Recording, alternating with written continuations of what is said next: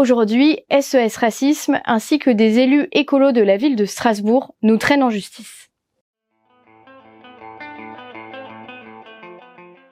Chers amis, nous réalisons une vidéo aujourd'hui pour vous sensibiliser à un combat judiciaire que nous menons maintenant depuis des mois.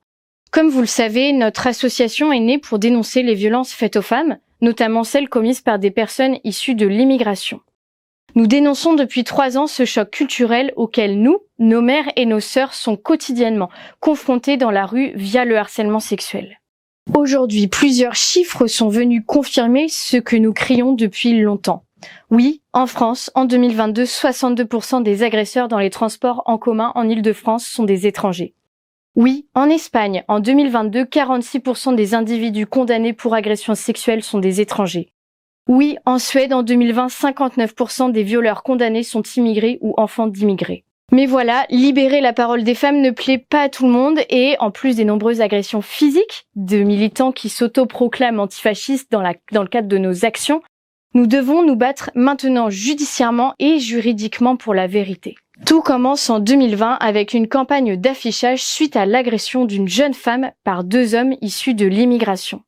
Nous décidons de placarder l'illustration de ce fait divers dans les rues de Paris et d'autres villes françaises.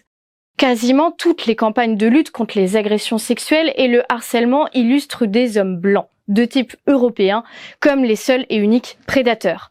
Or, il existe bien des agresseurs étrangers. Oui, des femmes sont agressées sexuellement par des hommes d'origine extra-européenne et il est important que ces femmes soient aussi représentées. Il en va de la libération de notre parole, de la parole des femmes. Naïvement, alors, nous réalisons cette campagne d'affichage sans imaginer un instant ce qui nous attend. En juillet 2021, je reçois une convocation pour une audition libre au tribunal de police du 17e. Je m'y rends, moi, la jeune étudiante de 23 ans au casier judiciaire totalement vierge et qui n'a jamais eu d'affaire à la police, et j'apprends que SOS Racisme nous traîne en justice pour incitation à la haine. Rappelons que sur cette période même, d'ailleurs, le président de SOS Racisme vient d'être mis en examen pour injure publique et raciste à l'égard de Jean Messia, mais passons.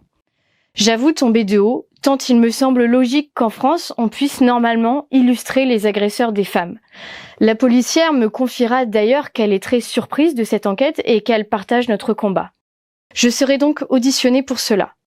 Quelques mois après, c'est au tour de la responsable de la section de Strasbourg d'être convoquée par la police suite au collage de ces affiches. La petite surprise, c'est que cette fois, l'enquête ne vient pas de SOS Racisme, mais de 4 élus du parti écolo de la ville de Strasbourg que je vais donc citer. Un homme, Guillaume Leipzig, Florian Verrieras, Nadia Zurgoui et Christelle Vieder qui est élu aux droits des femmes. Selon notre cher élu de Strasbourg, c'est visiblement une atteinte aux droits des femmes que d'illustrer les agresseurs de ces dernières. Une grande féministe donc.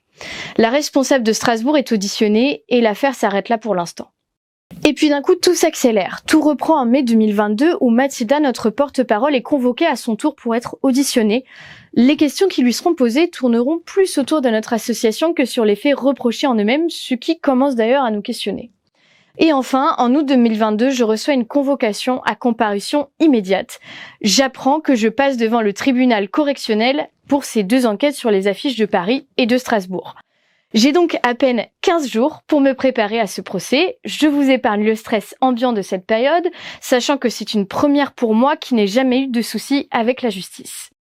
Heureusement, j'ai un avocat compétent qui m'accompagne bien et me prépare, ainsi que le soutien de toutes les militantes de Némésis. Ma première audience est donc bien passée et j'en saurai le délibéré le 24 octobre 2022. Notons néanmoins l'absence de SOS Racisme ainsi que des élus écolos de Strasbourg qui n'ont pas daigné venir. Ils préfèrent persécuter à distance. Bien que je sois confiante étant donné la fragilité de ce qui m'est incombé, je sais que nous sommes partis pour des mois, voire plusieurs années d'un combat judiciaire long et coûteux. Je n'ai pas pu vous prévenir à l'avance car je craignais la présence d'Antifa à mon audition. Je voulais une première audience calme. Je ne vous cache pas que d'une certaine façon, j'ai hâte de savoir l'issue de tout cela car la véritable question de fond derrière ce procès, c'est de savoir si, en France, on peut donc représenter nos agresseurs s'ils sont d'origine extra-européenne ou non. Est-ce qu'en France, les campagnes contre les violences sexuelles représenteront uniquement des agresseurs blancs, comme c'est actuellement le cas, ou le droit peut-il changer cela ? Est-ce que la procureure osera me regarder dans les yeux et me condamner pour avoir osé illustrer les agresseurs d'une femme victime d'agression sexuelle? Nous verrons quant à la médiatisation des prochaines audiences. Bien que je me sente totalement dans mon bon droit dans ce procès, nous savons que si nous sommes condamnés à une lourde amende, Némésis aura du mal à s'en relever. Pour l'instant, Némésis a besoin de votre soutien, d'un soutien moral et financier.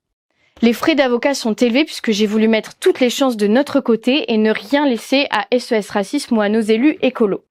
À ce titre, notre association a vraiment besoin de votre aide. Ces dépenses sont des imprévus dont nous aurions aimé nous passer, d'autant que je ne peux même pas espérer le remboursement de nos frais si je gagne, puisqu'il faudrait que je fasse une action en justice contre eux, là aussi longue et coûteuse, avec un résultat peu certain. Vous pouvez donc nous aider financièrement via notre lien PayPal que vous trouverez en bio de notre Instagram. Vous pouvez nous contacter sur nos réseaux si vous pensez que vous pouvez nous aider.